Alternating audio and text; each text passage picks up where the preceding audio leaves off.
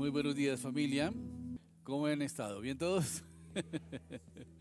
Bueno, extrañamos mucha gente en este día por el puente, ¿no? Seguramente están viajando, disfrutando de las bendiciones que Dios les da.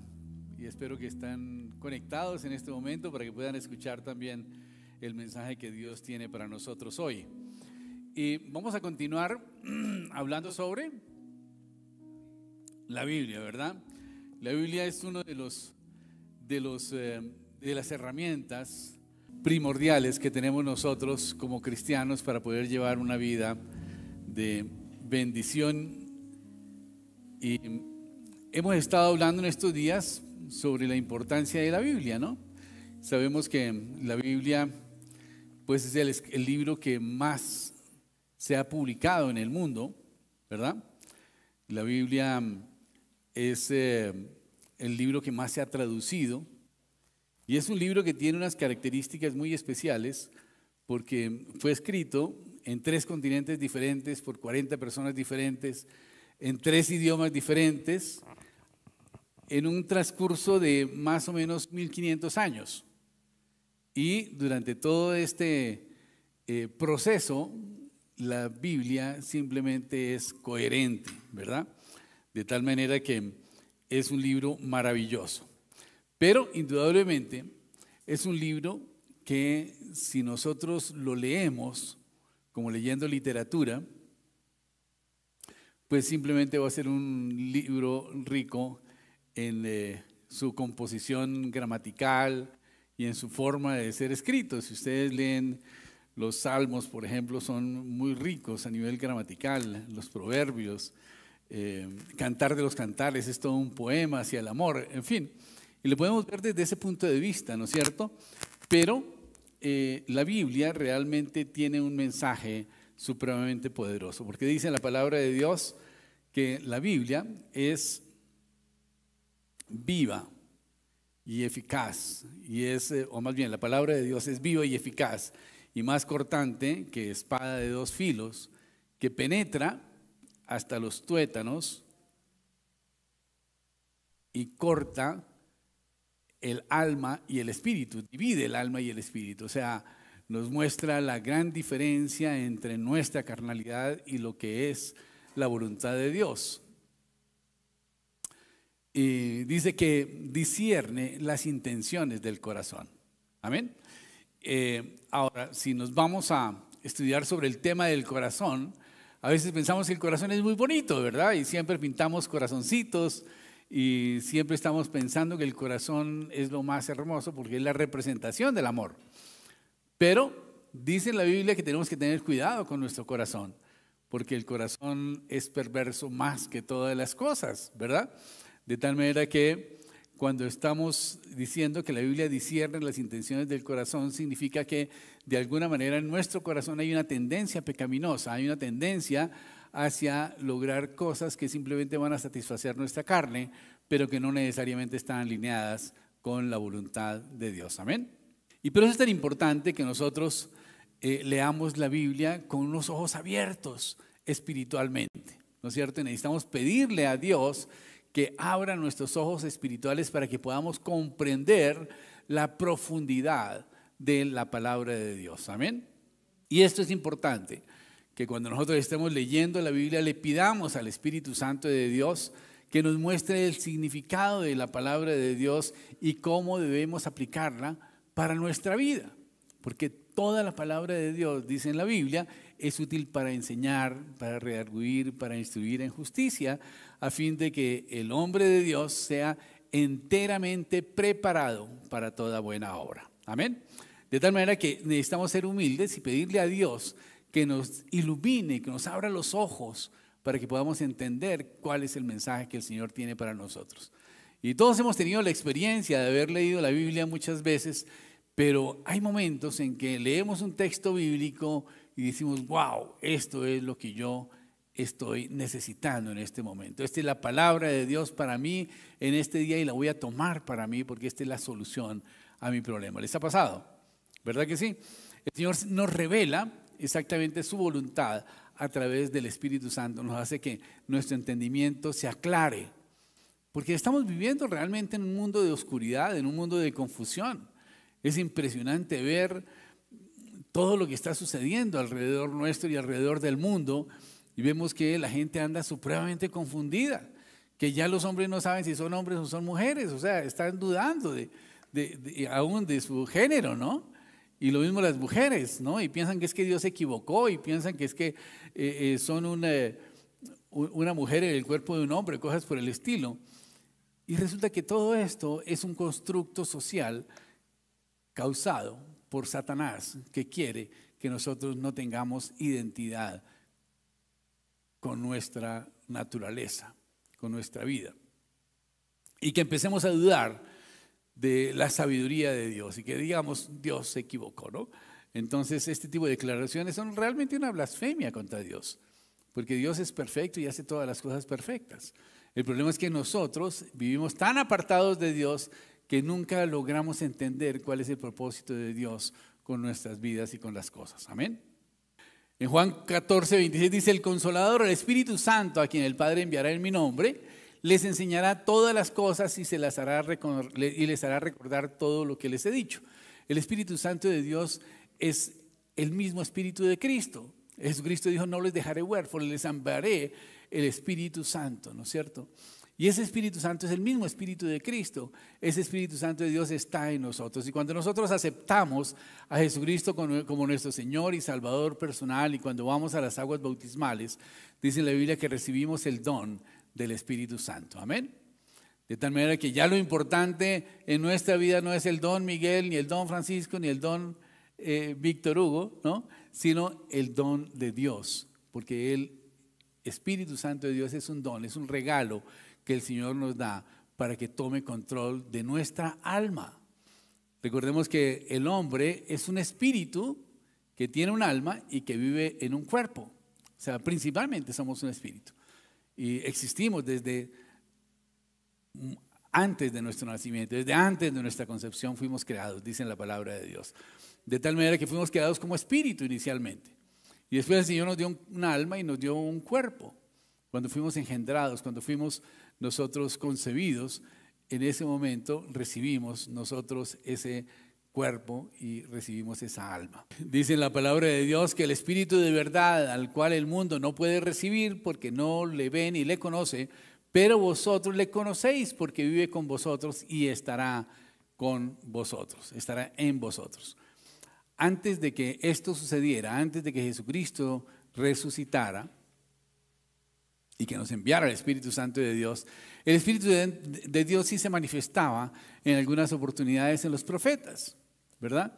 Y les mostraba algunas cosas que habrían de suceder, de tal manera que ellos tenían visitaciones del Espíritu Santo y podían proclamar una profecía en nombre de Jesús, en nombre del Señor, en nombre de Jehová, ¿verdad? Porque el Espíritu Santo de Dios se les revelaba. Pero noten que el Espíritu Santo de Dios no permanecía en ellos. Y aquí la promesa es que el Espíritu Santo de Dios va a permanecer en cada uno de nosotros. Y esto es un privilegio tremendo que no tuvieron los judíos en el Antiguo Testamento. Nosotros lo tenemos ahora. Es el privilegio de que el Espíritu Santo de Dios mora en nosotros y por tanto nosotros somos el templo del Espíritu Santo. Y es la razón por la cual tenemos que cuidar nuestra mente, tenemos que cuidar nuestro corazón y debemos cuidar nuestro cuerpo. Porque es el templo de Dios, es algo sagrado para Dios. Amén. Jesucristo dijo: todo cuanto tiene el Padre es mío. Por eso les dije que el Espíritu tomará de lo mío y se lo dará a conocer a ustedes. O sea, el Espíritu Santo de Dios va a tomar de lo que era de Jesús y nos lo iba a dar a nosotros. Y nos lo dio a nosotros, amén. Tomará de lo mío. ¿Y qué sería lo más importante de Jesús? Pues indudablemente la palabra de Dios, que es la palabra de Dios es poderosa. Y nosotros podemos usar la palabra de Dios para aplicarla en circunstancias determinadas, para que esas circunstancias sean transformadas. ¿Alguno de ustedes ha tenido experiencia en ese sentido? ¿Verdad que sí? Cuando estamos enfermos, ¿qué hacemos? En el mundo la gente se desespera y bueno, busca a los médicos, busca hasta los brujos, toman sangre de chulo y una cantidad de cosas raras, ¿verdad? pero nosotros confiamos en el Señor y confiamos en la promesa que el Señor nos da. Y no quiere decir que de pronto nos hagamos el tratamiento médico, sí lo hacemos también.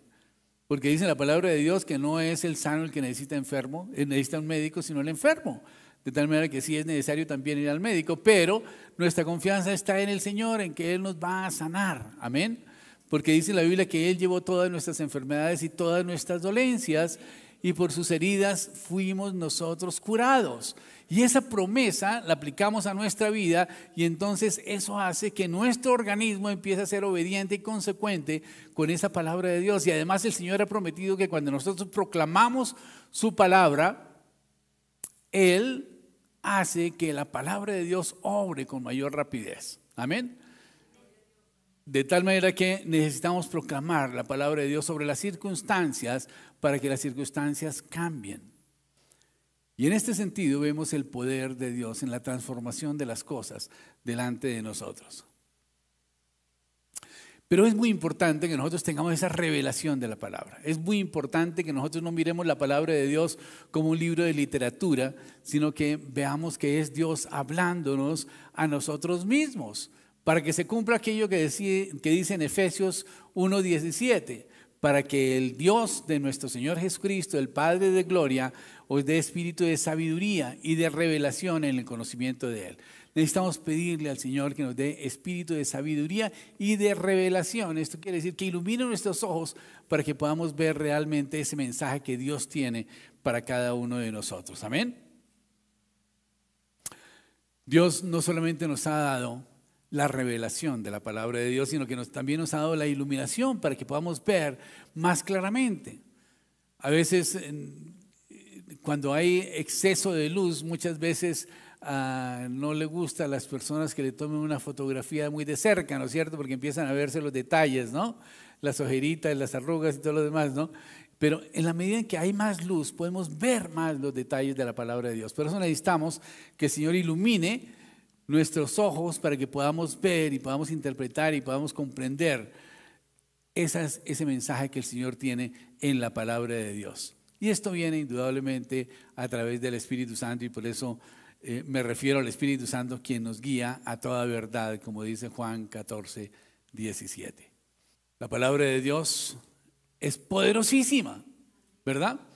Pero la palabra de Dios aquí cerrada en un libro es como un juguete sin pilas, ¿verdad? No deja de ser juguete, ¿verdad? Y no quiero decir que la palabra de Dios sea un juguete, pero quiero hacer la representación. Pero cuando le ponemos las pilas al juguete, entonces vemos todo el potencial y todo lo que puede hacer, y las lucecitas que prende y el ruido que hace y cómo se mueve. Y pasa lo mismo con la palabra de Dios. Nosotros podemos tenerla aquí cerrada, pero cuando nosotros la abrimos, ¿verdad? Y le pedimos al Espíritu Santo de Dios que nos revele su verdad, entonces ahí vemos y la proclamamos y la creemos, ahí vemos el potencial de la palabra de Dios. El Espíritu Santo de Dios nos revela su palabra. Y por eso tenemos que decirle todos los días al Señor que nos abra los ojos de nuestro entendimiento para que podamos comprender la profundidad, la anchura y la altura, el efecto total de la palabra de Dios. Y para esto es importante que nosotros meditemos, oremos, hablemos con el Señor. Él es el autor de la palabra de Dios. Y este es el único libro con el cual nosotros podemos hablar mientras estamos leyendo, podemos estar hablando con el autor. Amén. De tal manera que usted tiene alguna duda, pregúntele al autor qué es lo que quiere decir con eso que usted está leyendo. De tal manera que es un privilegio para nosotros poder hacerlo. Y esto es la iluminación que estamos hablando. Dice en el libro de los Efesios: pido también que les sean iluminados los ojos del corazón. ¿Cuántos sabían que el corazón tiene ojos? Dice, para que sepan cuál es la esperanza a que Él los ha llamado y cuál es la riqueza de su gloriosa herencia entre los santos, y cuán incomparable es la grandeza de su poder a favor de los que creemos. Ese poder es la fuerza grandiosa y eficaz. Es tremendo el poder de Dios.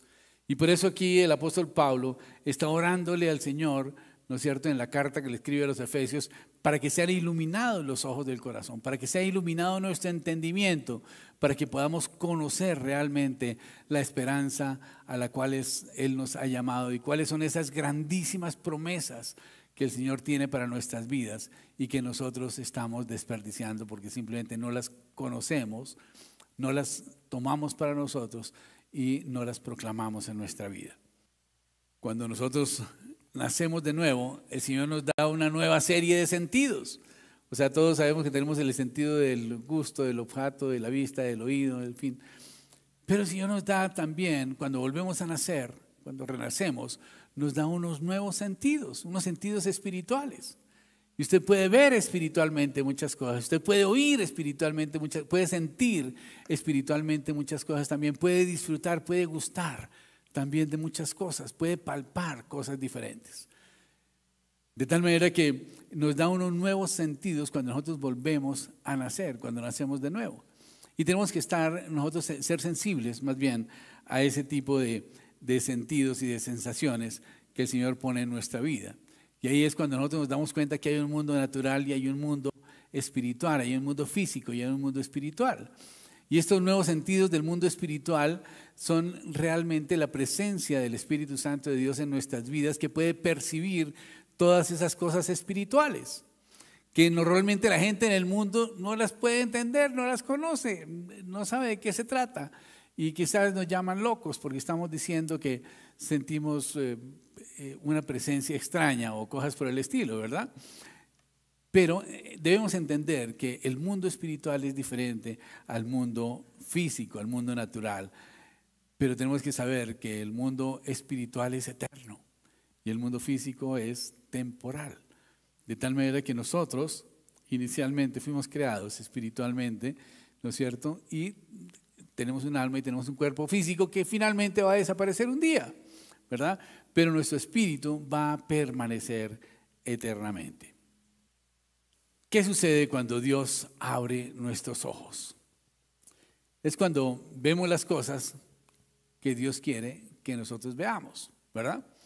Es impresionante, pero la palabra de Dios, de alguna manera Jesucristo quiso en muchos casos hablar en parábolas.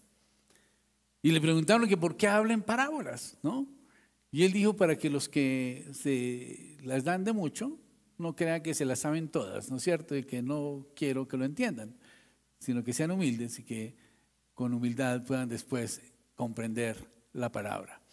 Porque la gente siempre estaba acechando a Jesús, sobre todo los fariseos y los saduceos, y estaban tratando de que él cayera en alguna situación para poderlo acusar. Y por lo tanto Jesús les hablaba en parábolas de tal manera que ellos no entendían qué era lo que decía, ¿no es cierto? Como cuando a Nicodemo le dijo, os es necesario nacer de nuevo. Y el hombre quedó y dijo, ¿cómo hago para meterme otra vez en el vientre de mi madre y volver a nacer? ¿No? Y él se refería a ese nuevo nacimiento, ese nacimiento espiritual, al nacimiento del agua y del espíritu, ¿verdad? De tal manera que cuando el Señor abre nuestros ojos, ¿qué sucede? ¿Qué es lo que pasa? Primero que todo, vemos la solución a nuestros problemas. Y esto es lo primero que sucede. Vemos casos como en el caso de la historia de Sara, ¿no es cierto?, la mujer de Abraham. Recuerden ustedes que ella tenía una promesa con Abraham de que iba a tener un hijo, pero pasaron 10 años y no pasó nada. Y mientras tanto Sara estaba esperando y esperando y esperando, y quizás Abraham estaba haciendo la tarea también, ¿no es cierto?, pero no pasaba nada.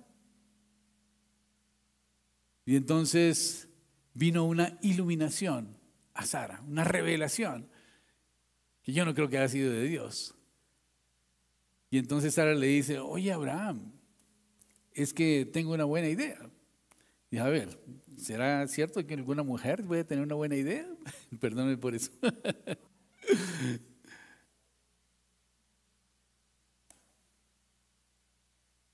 Y le dijo, mira, yo tengo a Agar, mi sierva, y ella es mía, y por lo tanto sus hijos también me pertenecen, y por lo tanto tú puedes tener un hijo con ella. Y entonces se cumplirá la promesa del Señor. Y entonces Abraham, en ese momento, estuvo en una condición intelectual inferior a la de Sara. Y le dijo, maravilloso, maravilloso, qué idea tan genial. Y con esto espero haberme reivindicado con las mujeres. Y él pensó que la idea de Sara era excelente. Él pensó que la idea de Sara era buenísima. Pero realmente él estaba en una condición intelectual inferior a la de Sara. Quizás él estaba pensando que realmente esa era la forma en que Dios iba a solucionar el problema y que iba a cumplir su promesa. Pero ese realmente no era el plan de Dios, ese era el plan del diablo, ¿verdad? Y Sara finalmente le entregó a Agar a Abraham y tuvo un hijo. Y nació Ismael. Pero al cabo del tiempo se cumplió la promesa del Señor. Y entonces Sara quedó en embarazo, quedó encinta. Y entonces empezó a mirar con malos ojos a Agar y a su hijo, que ya estaba crecidito. Y entonces habló con Abraham y le dijo, mira, necesito que salgas de esa mujer ya. Perdón, mi plan no era el de Dios. Y entonces Abraham le dijo, ok, perfecto. Entonces, mándala fuera, que se vaya para el desierto. Y efectivamente le dio un odre de agua y le puso al niño en sus brazos y la mandó que se fuera. ¿Y qué pasó? Esta mujer empezó a caminar por el desierto. Pero llegó el momento en que se le acabó la provisión, se le acabó el agua, se le acabó la comida. Y ya estaban en una situación en donde ella dijo, mi hijo se va a morir de deshidratación. Lógicamente en el desierto a 45 grados de temperatura, pues no aguanta el cuerpo humano mucho tiempo, y menos el de un bebé. De tal manera que ella sintió que su hijo se iba a morir, así que lo dejó, lo puso debajo de un árbol y se retiró como un tiro de piedra, dice en la Biblia, a unos 100 metros. Dijo, no quiero ver morir a mi hijo. Y esperó a que el hijo muriera. Pero entonces el ángel del Señor se le apareció a Sara y le dijo, he escuchado los sollozos del niño y tus ruegos. Y entonces cuando él ya tuvo esa presencia, ese contacto con el Señor, fueron abiertos sus ojos y vio un pozo de agua muy cerca de ella. Y fue y tomó agua y le dio al niño y lo salvó. Cuando el Señor ilumina nuestros ojos, vemos la solución a nuestros problemas. Y créanme que no importa cuál sea el problema que nosotros estemos viendo, si nosotros nos enfocamos en Dios y empezamos a pedirle a Dios con humildad, reconociendo su magnificencia, seguramente el Señor nos va a mostrar el camino en que debemos andar y nos va a mostrar la solución y va a colocar paz. Y va a traer la solución, que antes no podíamos verla, porque estábamos quizás cegados en nuestra angustia, en nuestra preocupación, en nuestra ansiedad. Y no podíamos ver la solución del problema. Pero el Señor abre nuestros ojos y nos deja ver la solución del problema cuando nosotros confiamos en Él. Dice en la Biblia que en ese momento Dios le abrió a Agar los ojos y ella vio un pozo de agua y enseguida fue a llenar la odre y le dio de beber al niño.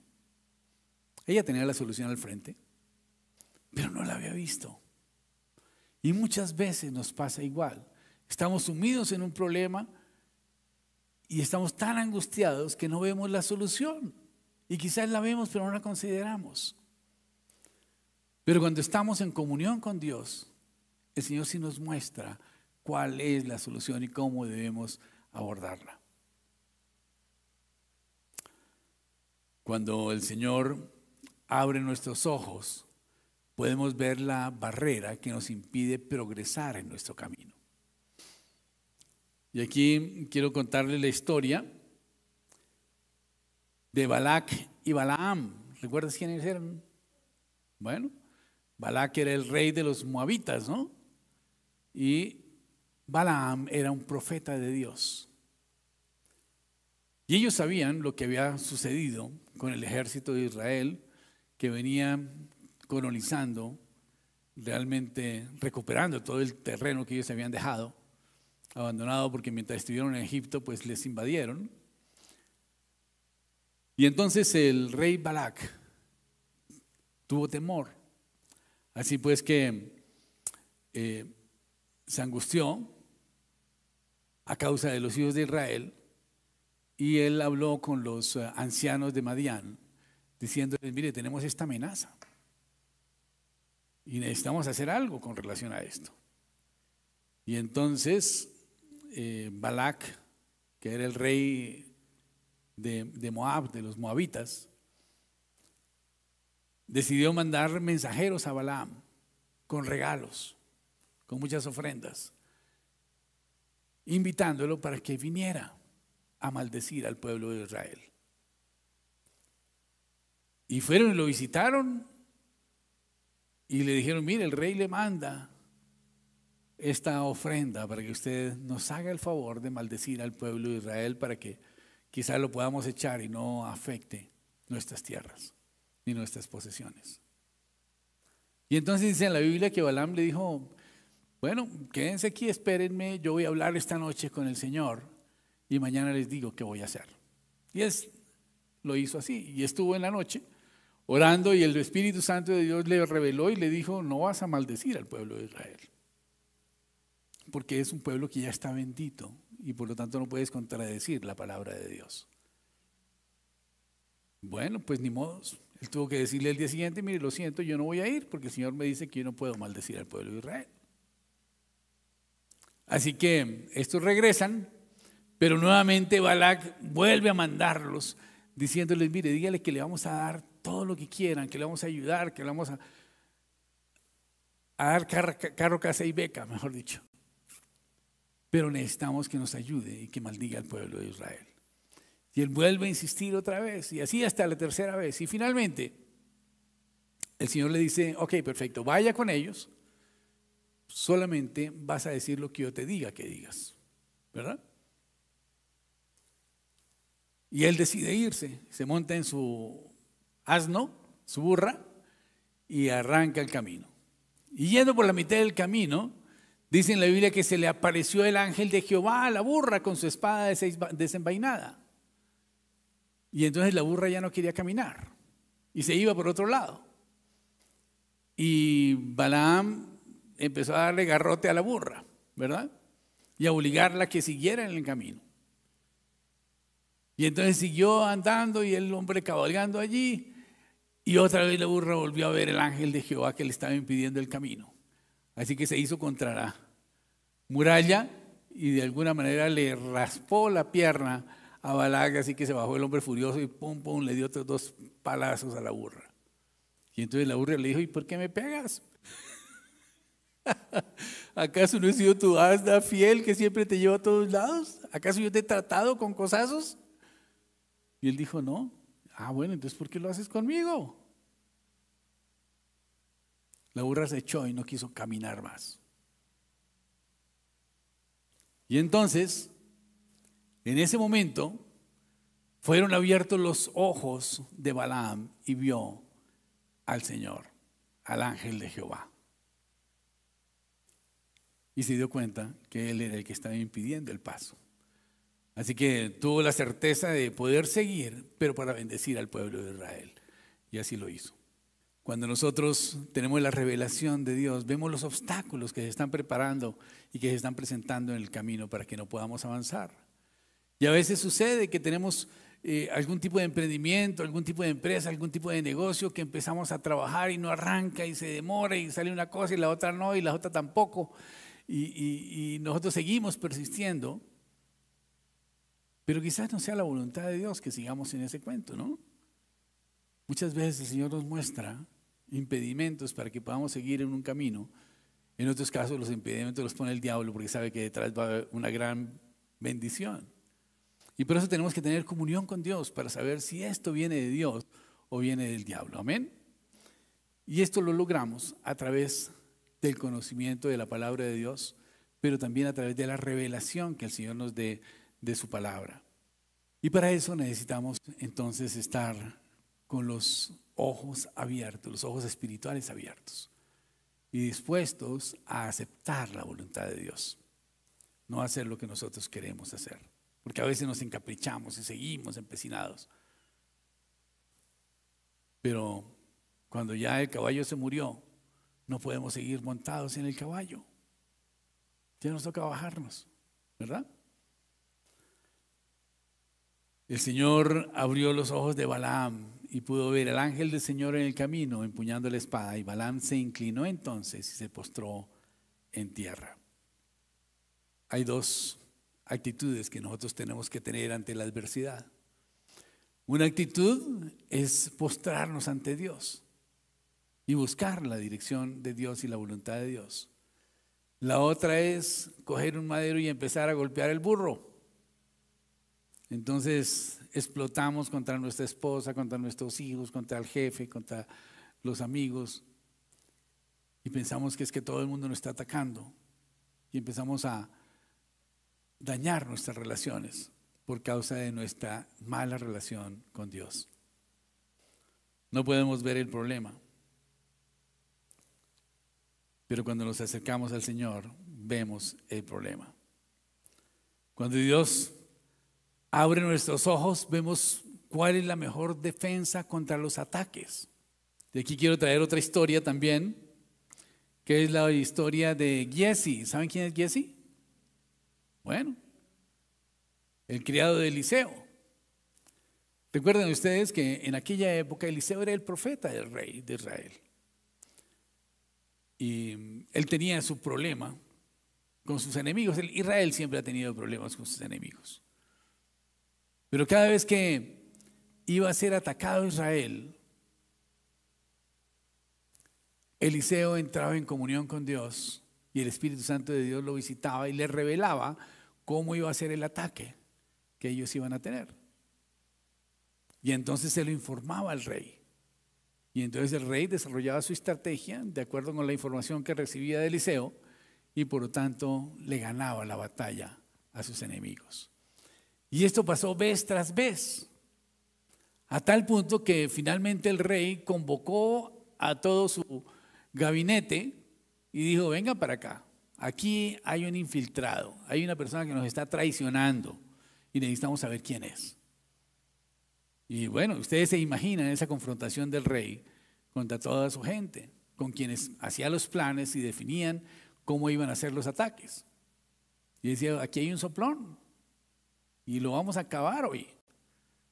De tal manera que, pues indudablemente todo el mundo estaba atemorizado, pero alguien le dijo: no, lo que sucede es que el rey de Israel tiene un profeta y se llama Eliseo, que vive en la ciudad de Dotán. Y él es el que le dice al rey cómo van a ser nuestros planes.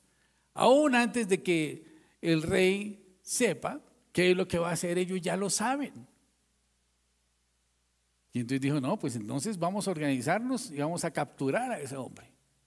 Así que organizaron una misión especial militar con carros de caballos y muchos soldados y armas de guerra, y se fueron a Dotán a capturar a Eliseo.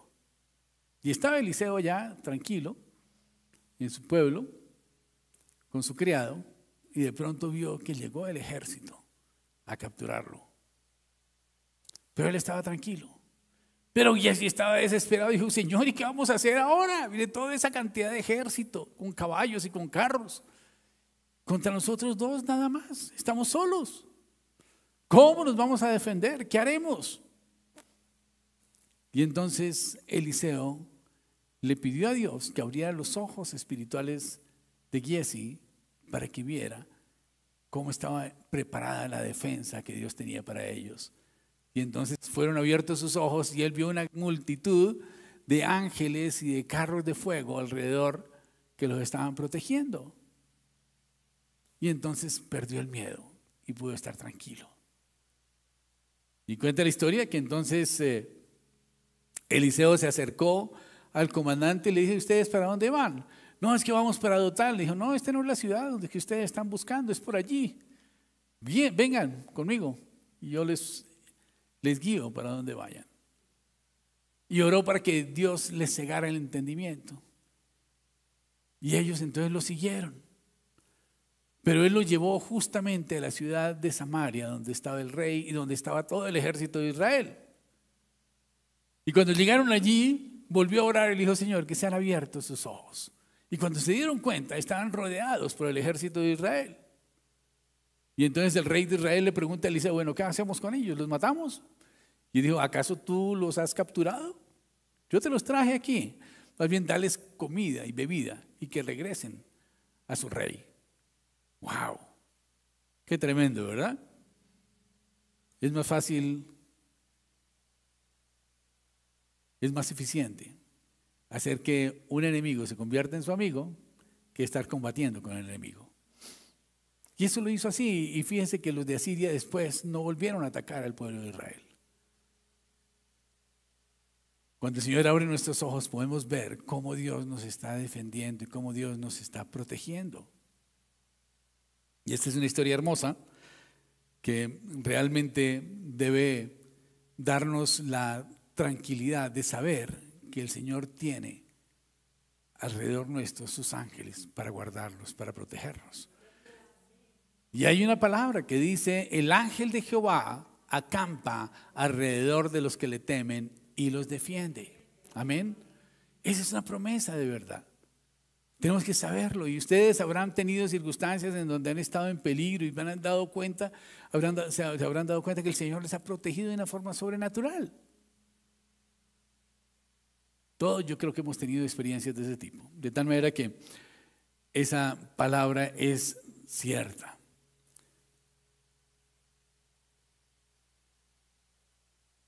El Señor, cuando abre nuestros ojos, podemos ver cómo es la protección de Dios. Y por lo tanto el miedo tiene que desaparecer. El ángel de Jehová acampa alrededor de los que le temen y los defiende. Es el Salmo 34:7. Cuando Dios abre nuestros ojos, vemos a Dios caminando con nosotros. Aquí viene otra historia. Y esta es la historia que se presentó después de la resurrección de Jesús. Acuérdense ustedes que el domingo de Pascua las mujeres fueron al sepulcro a ungir a Jesús, pero la puerta estaba corrida y el cuerpo no estaba, Jesús no estaba. Pero los ángeles se le presentaron y les dijeron: ¿a quién buscas? Al que buscas ya ha resucitado, no está aquí. Entonces, ¿cómo así? ¿Cómo así que resucitó? Digo: sí, ha resucitado. Y entonces ellas se fueron felices a contarle a los apóstoles. Los apóstoles regresaron a la tumba, se dieron cuenta de que realmente el cuerpo no estaba, que la piedra estaba corrida, y empezaron a contarle a la gente que Jesús había resucitado, pero como que tampoco lo podían creer. Y había mucho temor y mucha confusión en sus corazones, porque aquel que ellos consideraban su Mesías lo acababan de crucificar unos días antes, 3 días antes, en un juicio injusto, amañado. Lo habían azotado, lo habían crucificado, lo habían expuesto como un vil ladrón. Y tenían temor por sus vidas. Así que decidieron huir de Jerusalén. Y dice en la palabra de Dios que iban camino de Emaús. Y por el camino se encontraron con un hombre. Y estos iban tan angustiados y tan preocupados que el hombre les preguntó: bueno, ¿y cuál es su prisa? ¿Cuál es el afán? ¿Qué es lo que les pasa? Dijo: ¿acaso no saben lo que ha pasado en Jerusalén? ¿Qué ha pasado en Jerusalén? No, lo de Jesús el Nazareno, que nosotros pensábamos que era un profeta de Dios, que era el Mesías, pero lo mataron. Y entonces el Señor empezó a contarles de Él mismo a través de las Escrituras, a través del Pentateuco, a través del Génesis, Levíticos, Números, Deuteronomio, en fin. Y bueno, llegaron a la ciudad donde llegaron a Emaús. Y él dijo: bueno, gracias, hasta luego, ya me voy, yo sigo mi camino. Y le dijeron: no, hombre, quédese, que mire que ya está de noche, que no sé qué, nosotros le damos hospedaje, tranquilo. Bueno, y él decidió acompañarlos un poco más de tiempo. Y mientras estaban cenando, dice en la Biblia que él bendijo el pan, lo partió y lo repartió. Y cuando lo hizo, ellos se dieron cuenta que él mismo era Jesús. Qué sorpresa tan tremenda cuando ellos pudieron entender que estaban hablando con Jesús mismo. Fueron abiertos sus ojos en ese momento. Pero tan pronto se dieron cuenta de que era Jesús y que él se manifestó que sí era Jesús, Jesús desapareció. Se fue. ¿Cómo quedaron? ¡Wow! Pero fueron abiertos sus ojos. Y se decía, ¿no ardía nuestro corazón cuando leíamos las escrituras con él? De verdad que sí era él. Y es lo mismo que nos sucede a nosotros. Muchas veces Jesús está a nuestro lado y nosotros no consideramos que es él el que nos está ayudando, el que nos está guiando, el que nos está consolando. No nos damos cuenta que Jesús es el que está andando con nosotros. No nos damos cuenta de que estamos justo en la presencia del Señor, en medio de nuestra confusión, en medio de nuestra angustia, en medio de nuestro dolor. Pero Él está ahí.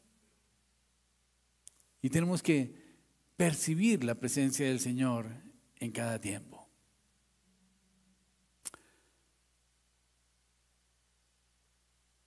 El Señor Jesucristo definitivamente está en nosotros. Porque es que nosotros somos el cuerpo de Jesús, dice en la Biblia. Y eso quiere decir que el Espíritu Santo de Dios, el mismo Espíritu de Jesús, está en cada uno de nosotros. Y nosotros somos el cuerpo de Jesús. Por lo tanto, Jesús está con nosotros y en nosotros en todo tiempo. Y tenemos que percibirnos así, como el templo del Espíritu de Jesús, del Espíritu Santo de Dios. Y por eso tenemos que caminar considerándonos como Jesús. Porque Jesús mora en nosotros. Y tenemos que vivir de tal manera que podamos proclamar, como proclamó el apóstol Pablo: con Cristo estoy juntamente crucificado. Eso se refiere a nuestra carne, a nuestras pasiones, a nuestros deseos. Dice, y ya no vivo yo, mas vive Cristo en mí. Y lo que ahora vivo en la fe, lo que ahora vivo en la carne, lo vivo en la fe del Hijo de Dios, el cual me amó y se entregó a sí mismo por mí. De tal manera que nuestra vida cristiana tiene que ser una vida en donde el protagonista es Jesús, donde Jesús está en mí, donde Jesús sea usándome para todas las cosas, en donde se manifieste la presencia de Jesús en cada instante cuando nosotros estamos en cualquier lugar. Tenemos que vivir en Él y para Él. Y cada uno de nuestros actos debe reflejar la presencia del Señor Jesucristo. Cada una de nuestras actitudes tiene que reflejar la presencia del Señor en nuestras vidas, porque es Jesús el que está en mí. No es Miguel Mota, no es Fernando, no es Luis, no es Juan. Es Jesús el que mora en nosotros. Amén. Y cuando nosotros tomamos conciencia de eso, indudablemente nuestras actitudes y nuestra forma de reaccionar, nuestra forma de actuar va a ser diferente. Y el cuestionamiento es, ¿qué haría Jesús en este momento? ¿Cuál sería la actitud? ¿Cuál sería la acción que tomaría Jesús en este momento?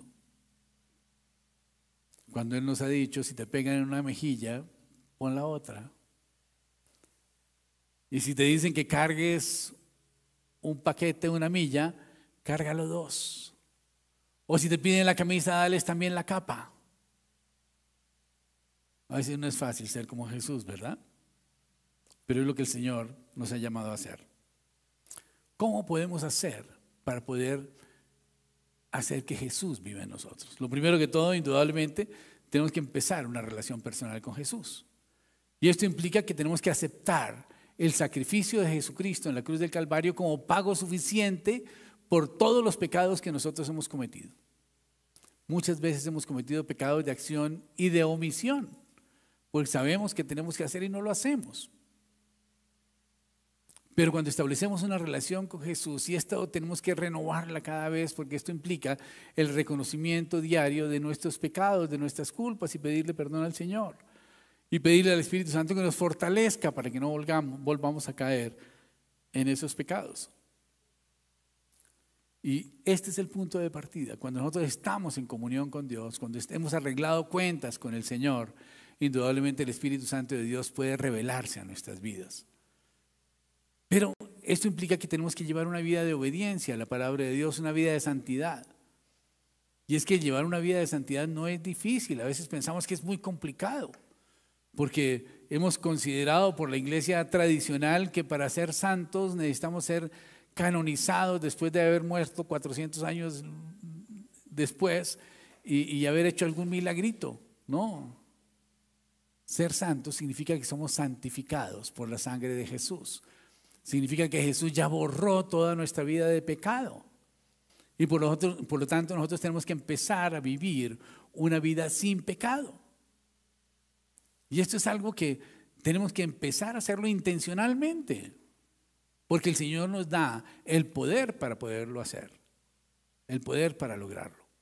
Porque dice la palabra de Dios que Él no nos dejará huérfanos, nos dará el Espíritu Santo que nos hará saber todas las cosas. Y aparte de eso nos dará el poder y nos dará la capacidad para huir de la tentación. Nos dará la capacidad para poder amar aún a los que nos odian y a los que nos maldicen. Nos da la capacidad de amar a nuestros enemigos. El Espíritu Santo de Dios es un espíritu de poder, de amor y de dominio propio, que se manifiesta inicialmente a través del dominio propio. Antes quizás usted caía ante cualquier tentación, pero ahora, teniendo el dominio propio a través del Espíritu Santo, usted puede huir de la tentación sin problema y puede salir victorioso de ella. Es un espíritu de amor que le permite amar a los demás como a sí mismo.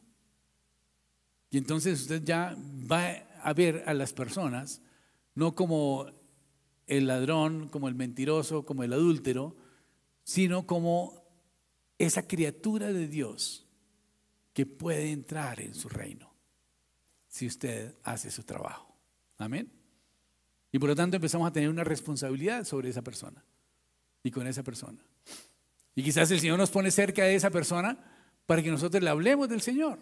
Pero dice la palabra de Dios que si no lo hacemos, que si no reprendemos sus faltas, si no le compartimos del Evangelio de Jesús, la sangre de ese impío va a clamar ante Dios porque nosotros nos callamos y no le compartimos el mensaje de salvación del Evangelio. De tal manera que no tenemos excusa. El Señor ya nos reseteó, nos dio un nuevo espíritu, el Espíritu Santo de Dios, que nos guía a toda verdad. Y por lo tanto, si nosotros no aceptamos al Espíritu de Dios, significa que pues seguimos en el mundo. Dice 1 Corintios 2:14, el que no tiene el Espíritu no acepta lo que procede del Espíritu de Dios, pues para él es locura. No puede entenderlo porque hay que discernirlo espiritualmente. Amén. Para muchas personas quizás esta prédica no les llegue mucho porque no tienen el Espíritu, no pueden entender las cosas espirituales. ¿Cómo podemos hacer para poder comprender las cosas espirituales? Primero que todo tenemos que hacer esa comunión con el Espíritu Santo de Dios a través de Jesucristo. Pero también tenemos que renunciar a la idolatría. Esto es muy importante. Renunciar a la idolatría es muy, muy importante. Y les voy a decir por qué. Salmos 115 dice, no a nosotros, oh Jehová, no a nosotros, sino a tu nombre da gloria por tu misericordia y por tu verdad. Porque, ¿qué han de decir las gentes? ¿Dónde está ahora tu Dios? Nuestro Dios está en los cielos. Todo lo que Él quiso ha hecho. Los ídolos de ellos son plata y oro, obra de manos de hombres. Tienen boca, pero no hablan. Tienen ojos, pero no ven. Tienen orejas, pero no oyen. Tienen narices, mas no huelen. Pongan atención. Manos tienen, pero no palpan. Tienen pies, pero no andan. Ni hablan con su garganta. Semejantes a ellos son los que los hacen y cualquiera que confía en ellos. Amén. Cualquier persona que confía en los ídolos, sus sentidos espirituales están apagados, están cegados completamente. No pueden ver, no pueden entender la palabra de Dios. Y por eso hay mucha gente que dice, no, yo leí algo de la Biblia, pero ni siquiera no entendí nada. decidí cerrarla porque eso es muy aburrido. Ese libro no habla sino de guerras y de no sé qué. Y no, eso no hay tiempo para perder, ¿verdad? Pero acuérdense lo que dice 2 de Corintios 3:14. Dice, pero el entendimiento de ellos se embotó. Porque hasta el día de hoy, cuando leen el antiguo pacto, les queda el mismo velo sin correr, el cual por Cristo es quitado. Y aún hasta el día de hoy, cuando se lee a Moisés, el velo está puesto sobre el corazón de ellos, pero cuando se conviertan al Señor, el velo será quitado. Amén. El Señor va a abrir sus ojos y van a poder ver. Y dice 2 de Corintios 4:4, el Dios de este mundo ha cegado la mente de los incrédulos para que no vean la luz del glorioso evangelio. El Dios de este mundo, ¿quién será el Dios de este mundo? Satanás. Él ciega nuestro entendimiento para que no podamos entender y comprender la palabra de Dios. Por eso el Señor Jesucristo le dijo a Nicodemo, de verdad te digo que a menos que nazcas de nuevo, no puedes ver el reino de Dios. Y Nicodemo era un sacerdote. Amén. ¿Cómo podemos prepararnos para ver? Bueno, pidiéndole a Dios con fe que abra nuestros ojos. Esto es supremamente importante. Santiago 1:5 dice, si alguno de ustedes siente falta de sabiduría, pídala a Dios y Él les dará. Pues Dios da a todos generosamente y sin menospreciar a nadie. Y en Mateo 7:7 dice, pidan y se les dará, busquen y encontrarán, llamen y se les abrirá. Necesitamos pedirle a Dios por sabiduría, por revelación, por iluminación de la palabra. Tenemos que pedirle al Señor que abra los ojos de nuestro entendimiento para que podamos entender la magnitud y la profundidad, la largura y la anchura de toda la intención de su palabra. El Señor lo promete. Cuando nosotros le pedimos perdón a Dios por nuestras faltas, el Señor promete que nos va a ayudar a entender la palabra de Dios. Y de hecho así lo hizo con el rey David. ¿Recuerdan ustedes que el rey David cometió un pecado terrible? Mató al esposo de una mujer que le gustó. Y él después entró en arrepentimiento y le pidió a Dios y le pidió perdón. Está esto en el Salmo 32, cuando el Señor lo perdona. Y le dice, te haré entender, sobre ti fijaré mis ojos. No seas como el mulo o como el caballo sin entendimiento, que tienen que ser amarrados con cabresto para que puedan entender el camino que yo les muestro. ¿Verdad? De tal manera que el Señor dice que nos va a hacer entender, nos va a instruir, nos mostrará el camino, que nos va a dar los consejos, que Él va a velar por nosotros. Pero necesitamos estar en una actitud humilde delante de Dios, pidiéndole perdón por nuestros pecados y reconociendo siempre su magnificencia.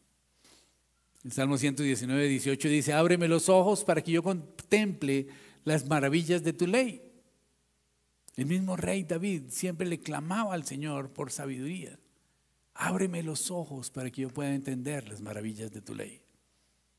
Santiago 1:5 dice, si a alguno de ustedes le falta sabiduría, pídasele a Dios y Dios se la dará generosamente y sin reproche. Pedid y se os dará, buscad y hallaréis, porque a todo el que llama se le abrirá y todo el que pide se le dará.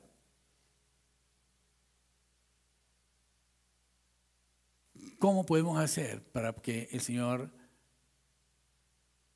abra nuestros ojos? Tenemos que acercarnos ante el Señor con una actitud humilde, no con una actitud arrogante, no como muestre a ver qué dice en la Biblia aquí. Eso no lo entendí. No, tenemos que acercarnos al Señor con humildad, reconociendo que Él tiene la solución a nuestro problema. Reconociendo que Él tiene control de todas las cosas y que Él sí puede ayudarnos. Pero a veces nosotros llegamos pensando que lo tenemos todo resuelto y que la solución es esta, ¿verdad? Y ya tomamos nuestra decisión antes de orar y antes de pedirle la dirección a Dios. Y esto es una actitud de arrogancia. Y estamos, en otras palabras, diciendo, realmente no necesito la ayuda de Dios. Y bueno, pues el Señor nos deja Pero cuando estamos en humildad, realmente el Señor sí nos guía. Salmo 25:9 dice: el Señor guía a los humildes para que hagan lo correcto y les enseña su camino. Amén. Por eso tenemos que tener nuestra confianza puesta en Dios, como dice en Proverbios 3:5. Confía en el Señor de todo corazón y no te apoyes en tu propia prudencia. Reconócelo en todos tus caminos y Él enderezará tus sendas. Pero otra cosa que tenemos que hacer, importantísima, es limpiar nuestro corazón. Tenemos que limpiar nuestro corazón porque nuestro corazón está siempre contaminado. Y por lo tanto todos los días recibe basura emocional. Y por lo tanto todos los días tenemos que desechar esa basura emocional. Si no lo hacemos, pues vamos acumulando una cantidad de basura, de rencores, de odios, de resentimientos, de dolor. Y esto indudablemente afecta nuestro discernimiento espiritual. Y por lo tanto tenemos que estar dispuestos siempre a perdonar, a renunciar al dolor, a entregárselo al Señor. El Señor nos ha dado todas las herramientas para que podamos tener un corazón limpio. Tenemos que perdonar, tenemos que restituir, tenemos que bendecir. Tenemos que remitir el dolor que hay en nuestro corazón allá a la cruz del Calvario, a las llagas de Jesucristo, porque dice en la palabra de Dios que Él llevó todas nuestras enfermedades y todos nuestros dolores, aún los dolores del alma. Amén. Necesitamos limpiar nuestro corazón y tratar de que nuestra vida realmente sea una vida consecuente con la palabra de Dios. Y no podemos pensar en que después de que nos dimos un recreo de pornografía, vamos a entrar a decirle: Señor, pero ayúdame en este asunto. O sea, el Señor no lo va a hacer seguramente, porque no vamos a estar conectados ahí con Él. No podemos pensar que el Señor va a escuchar nuestras oraciones cuando estamos maltratando a nuestra esposa, porque esto contradice la palabra de Dios. Dice la palabra de Dios que nosotros tenemos que vivir con ellas sabiamente. Sabiamente quiere decir con conocimiento, con sabiduría. Y la sabiduría es aplicar el conocimiento a las circunstancias, ¿no? Entonces, si sabemos que ella está en sus días, hombre, tratemos de hacerle la vida agradable. Si sabemos que ella no está de muy buen genio, pues no le busquemos 4 patas al gato porque le encontramos 4, ¿verdad? De tal manera que tenemos que vivir con ella sabiamente. La mujer es mucho más sensible que el hombre. El hombre puede tener más control de sus emociones. Entonces tenemos que vivir con sabiduría, evitando el conflicto, evitando la ofensa, evitando el dolor. Tenemos que vivir con ellas sabiamente, dándoles honra y honor, como si fuera un vaso frágil, dice en la palabra de Dios. Como si fuera un jarrón de esos de la dinastía Min, ¿no? De hace 5,000 años, que vale no sé cuántos millones de dólares, pero lo tenemos guardadito ahí en la casa, en un cofrecito, ¿verdad? De vidrio, para que todo el mundo lo vea y lo admire. Tenemos que darle honra y honor a nuestra esposa para que nuestras oraciones no tengan estorbo. Pero no podemos pretender que estamos maltratando a nuestra esposa y que Dios nos escuche, porque ahí Dios estaría contradiciendo. Él dice que tenemos que vivir con ella sabiamente, dando honra y honor a la mujer como vaso frágil para que nuestras oraciones no tengan estorbo. Amén. Dice la palabra de Dios: dichosos los de corazón limpio, porque ellos verán a Dios. Amén. Tenemos que limpiar nuestro corazón. Y tenemos que perdonar y amar a nuestros semejantes y aún más a nuestros hermanos. Pero a veces hay hasta riñas entre hermanos cristianos y hay problemas entre hermanos cristianos. Y lamentablemente se han presentado situaciones en donde de pronto 2 familias de la iglesia se pelean y entonces ninguno volvió a la iglesia. Por si acaso va el otro, no quiere verlo, ¿verdad? Con alguna oportunidad que invité a alguien al servicio y me dijo: no, pero fulanito de tal sí está yendo todavía o ya no va. Le dije yo: ojalá venga ese día, con eso se pueden ustedes reconciliar. Dice la palabra de Dios en 1 de Juan 2:11: el que odia a su hermano está en la oscuridad y en ella vive. y no sabe a dónde va, porque la oscuridad no lo deja ver. Amén. Así que miremos a ver si estamos odiando a alguien. A veces hemos roto relaciones y de alguna manera eso es una manifestación de odio, de desprecio, porque decimos esa persona no es digna de ser mi amigo o de ser mi hermano. Yo soy más santo, ¿no? Y con esto lo que estamos haciendo es andando en un camino de oscuridad, y caminar en la oscuridad es realmente lo más difícil que hay, porque no sabemos a dónde podemos andar.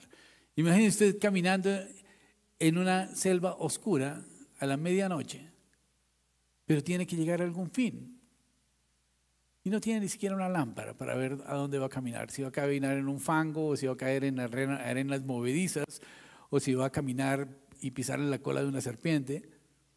No sabe qué va a suceder. De tal manera que cuando el Señor abre nuestros ojos podemos ver el camino. Y cuando nosotros estamos con la palabra de Dios, dice la palabra de Dios, y lo vimos la semana pasada, es lumbrera a nuestro camino. Nos muestra el camino en que debemos andar, pero no lo va a mostrar todo. Nos va a mostrar 2, 3 metros. Y seguimos caminando y nos muestra otros 2. Y así mismo con la palabra de Dios, y esto es vivir en fe. Y en la medida que el Señor nos va mostrando cosas, vamos avanzando y vamos avanzando y vamos avanzando. Como cuando le dijo a Abraham, deja tu tierra y a tu parentela y ve al lugar que yo te diré. Imagínense, si a mí me dicen eso, yo digo, bueno, pero ¿a dónde voy a ir? ¿No? ¿Debo llevar ropa de invierno? Yo ropa de verano, ¿cómo es la cosa? No, y él le obedeció al Señor y el Señor le mostró el camino en que debía ir. Y esto sucede con la palabra de Dios, nos va alumbrando el camino en que nosotros debemos andar. Y mientras tanto, si estamos en odios, en resentimientos, estamos en un camino de oscuridad, que es donde el diablo quiere que nosotros estemos. ¿Cómo más podemos prepararnos para poder ver? Pues comprometiéndonos de antemano a hacer lo que Dios dice que debamos hacer. Porque es que sucede que muchas veces nosotros le pedimos al Señor que nos muestre qué es lo que debemos hacer. Y cuando nos dice qué debemos hacer, le decimos, uy, Señor, creo que eso era para los tiempos de la antigüedad. Creo que eso era para la época de hace 2000 años, ¿no? O simplemente es tanto el apego que tenemos por eso que le decimos, gracias, Señor, bueno, muy amable, tal vez. Va a pensarlo, ¿no? Como le pasó al joven rico, que le dijo, Señor, ¿qué debe hacer para ser salvo? Y él le dijo, ¿qué has hecho? Y dice, no, yo cumplo los mandamientos, este y este. Y le dijo, ¿qué me falta? Le dijo, ok, perfecto, vende tus bienes, repártelo a los pobres y ven y sígueme. Y él dijo, uy, no, Señor, eso sí está como muy pesado. Y decidió no seguir al Señor. Amén.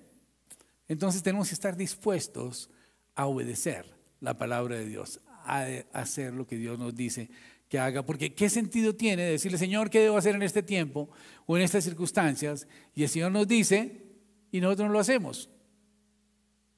¿Será eso inteligente? Es estúpido realmente, ¿no es cierto? Como dice ese proverbio de Confucio, que el que sabe lo que tiene que hacer y no lo hace, está en una peor condición que el ignorante. ¿Amén? En una peor condición que el ignorante. De tal manera que el saber lo que tenemos que hacer es realmente lo que nos abre el camino para que nosotros podamos actuar en bendición. Pero muchas veces pensamos que en nuestra prudencia no es bueno hacer eso, ¿verdad? Por las razones que queramos. Pero principalmente el príncipe de este mundo, Satanás, no quiere que andemos en luz, quiere que andemos en tinieblas.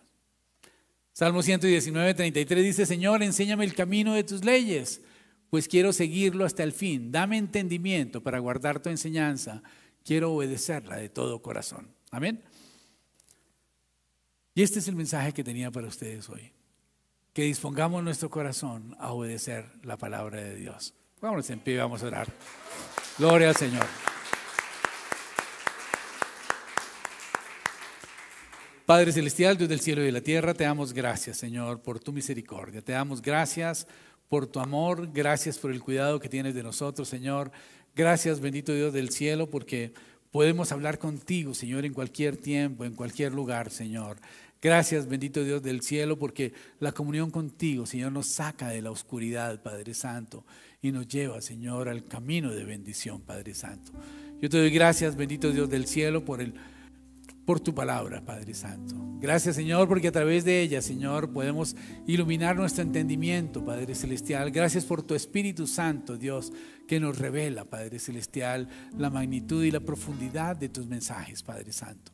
Yo te doy gracias, bendito Dios del cielo, porque has puesto tus ojos sobre la creación para bendecirlo, Señor, y has permitido, Señor, que nosotros podamos conocer de tu palabra, Padre Celestial. Gracias por tu Espíritu Santo que nos lleva a toda verdad, Padre Celestial, que nos fortalece, Señor, para poder huir de la tentación, Señor, que nos fortalece, Padre Celestial, para obedecer tu palabra, Señor.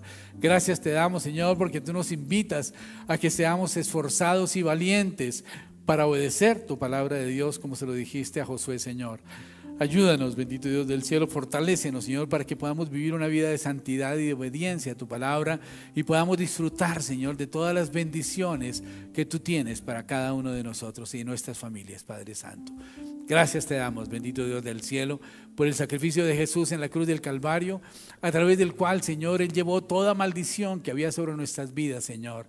Gracias, bendito Dios del cielo, porque a través de ese sacrificio, Padre Celestial, tú nos limpiaste no solamente de pecado, Padre Santo, sino que quitaste el acta de decretos que había contra nosotros y que nos era contraria, la clavaste en la cruz del Calvario, Señor, y despojaste a los principados y a las potestades, triunfando sobre ellos en la cruz, Padre Santo.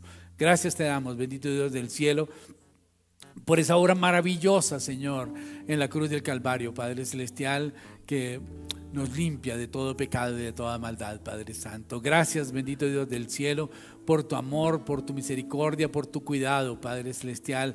Gracias, Señor, porque el ángel de Jehová acampa alrededor de cada uno de nosotros, Señor, y nos defiende, Padre Celestial. Gracias, bendito Dios del cielo, porque no estamos solos, Señor, sino que tú, Señor, nos guardas y nos proteges, Padre Celestial. Gracias, bendito Dios del cielo, por tu misericordia y gracias por tu amor, Padre Santo. Gracias también, Padre Celestial, por este pan y por esta copa que representan el cuerpo de Jesucristo que fue molido por nuestros pecados, Señor. Y la copa que representa la sangre de Jesús que fue vertida en la cruz del Calvario, Padre Santo, que nos limpia de todo pecado y de toda maldad, Señor. Gracias, Dios, por esta oportunidad de participar de la Santa Cena, Señor, en el nombre de Jesús. Amén.